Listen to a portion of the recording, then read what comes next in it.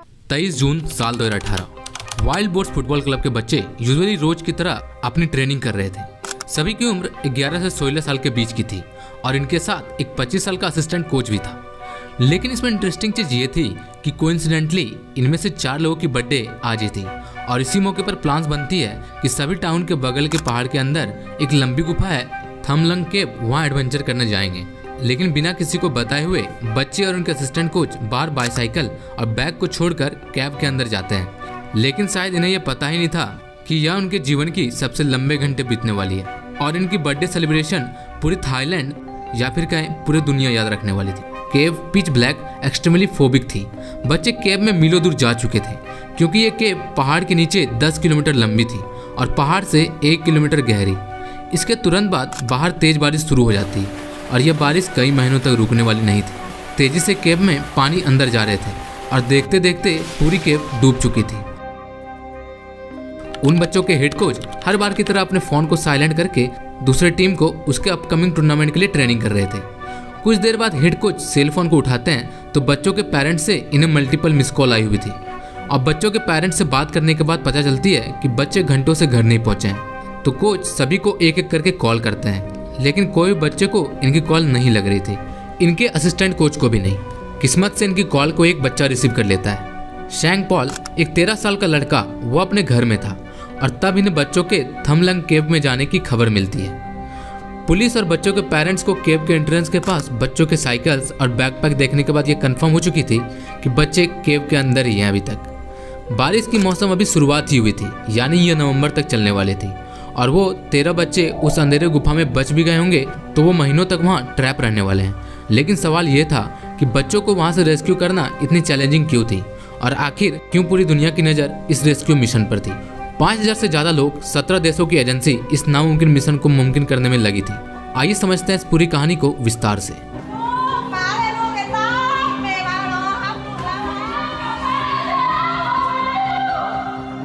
A dozen members of a youth football team and their coach are missing. Thought to be trapped in an underground cave. Every minute is important.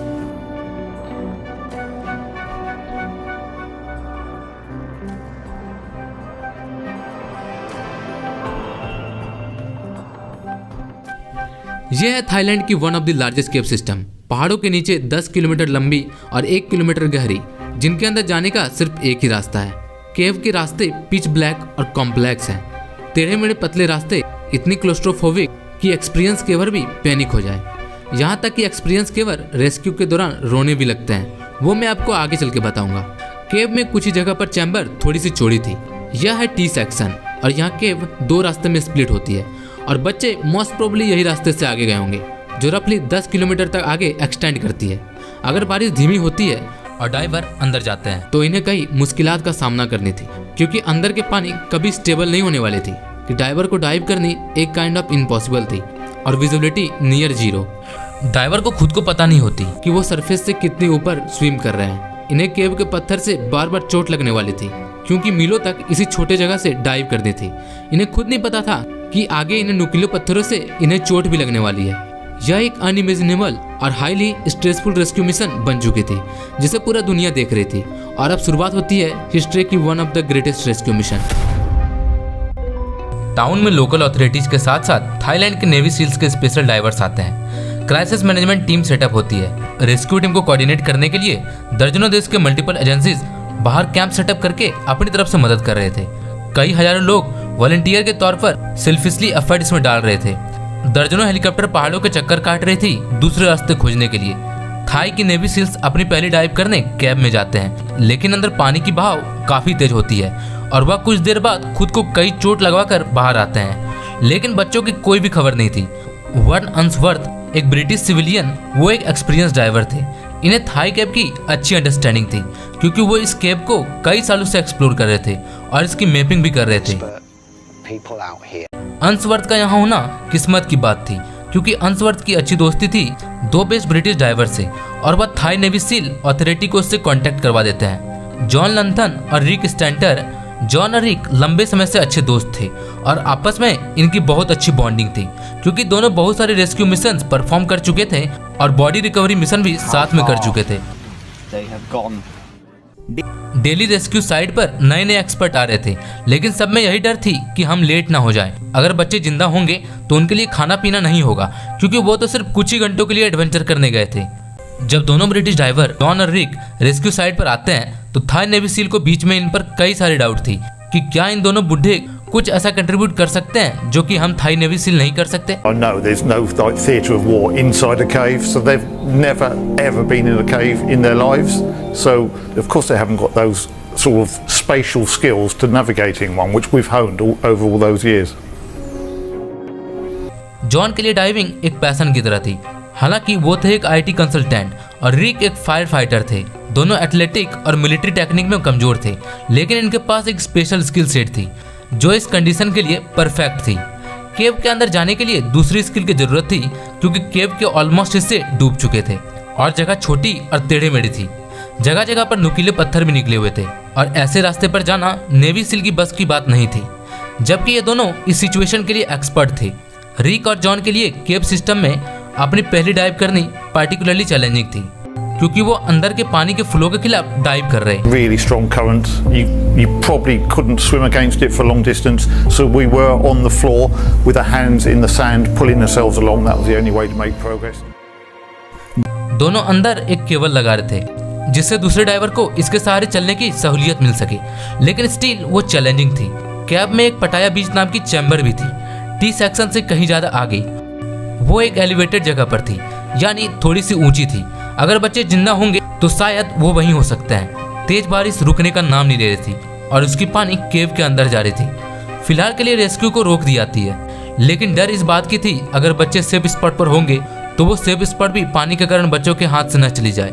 लेकिन फिर भी वहाँ के लोग और navy seal पूरी मेहनत कर रही थी कैब के अंदर वाटर लेवल को घटाने के लिए, और इनके साथ समन गुना भी हेल्प कर रहे थे, जो कि एक experience former Thai navy SEAL officer थे।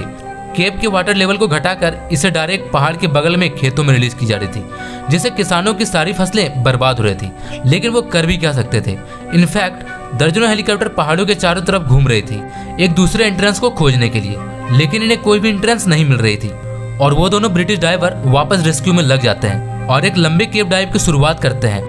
पटाया बीच की तरफ जाने के लिए लंबे और एडजस्टिंग डाइव के बाद वो फाइनली पटाया बीच पहुंच जाते हैं और अब वो केव के हाईएस्ट पॉइंट पर थे, लेकिन इन्हें बच्चे की होने की कोई भी साइन नजर नहीं आ रही थी और इनके यहाँ से आगे जाने का कोई इरादा नहीं था, क्योंकि डाइवर्स के लिए ऑक्सीजन सिलेंडर की एक बेसिक रूल होती है। रूल ये थी कि ऑक्सीजन के 1/3 जाने में यूज होने वाली थी और 1/3 वापस लौटने में, और बाकी के 1/3 रिजर्व रहने वाली थी। लेकिन वो दोनों इस रूल को ऑलरेडी ब्रेक कर चुके थे और वो अभी गिव अप नहीं करना चाहते थे। वो केव सिस्टम में कंटिन्यू आगे जा रहे थे और अब तक वो जितना T सेक्शन से पटाया चैम्बर आए थे उससे दोगुनी आगे बढ़ चुके थे। उन्हें अब तक डाइविंग करते हुए 6 घंटे हो चुके थे और जिस तरह से वो आगे बढ़ रहे थे, रिक टेटन को बच्चों की महक आती है। I was sniffing the air for signs, any airspace I was sniffing for signs of human. You can smell human. Well, there are, yes. Yes. उन्हें दूरी पर एक लाइट नोटिस होती है और जब वो और थोड़ा आगे बढ़ते हैं तो इन्हें आवाज भी आ रही थी, और जब वो अपने कैमरे को ऑन करते हैं How many of you? 13. Brilliant. It's okay. Many people are coming. Many people. We are the first. Many people come. What day? Tomorrow. No. What day is it? They're asking. Monday. Okay, but 1 week and Monday. You have been here 10 days. 10 days. You are very strong. Dramatic scenes in Thailand. Against all odds, rescuers in Thailand have found 12 missing boys. Well, what an amazing day. For family members, pure elation after a heartbreaking waiting game. सभी लड़के केव entrance से 4 kilometre की दूरी पर पाए गए थे, लेकिन किस्मत से सभी सही सलामत थे। लेकिन 10 दिनों से भूखे भी थे। गुफा में भूखे सरवाइव करने के लिए उनके कोच ने उन्हें मेडिटेशन करने सिखाए और एक्सरसाइज और ब्रीदिंग बताई एनर्जी बचाने के लिए। इस मिशन में बच्चों को खोजना सबसे इजी पार्ट थी। Realize that our problem was only just beginning. Finding them is one thing, but what are you going to do next? बच्चे मिले थे उन्हें एंट्रेंस से 4 किलोमीटर की दूरी पर। पहली बात तो एक्सपीरियंस केव डाइवर भी अंदर में जाकर पैनिक कर रहे थे, और दूसरी उन्हें डाइव करके 6 घंटे का सफर तय करनी थी, लेकिन अब उन्हें बच्चे को भी साथ में लानी थी जिन्हें जरा भी केव में डाइव करने नहीं आती थी। तो इस तरह से बच्चे निकलेंगे कैसे?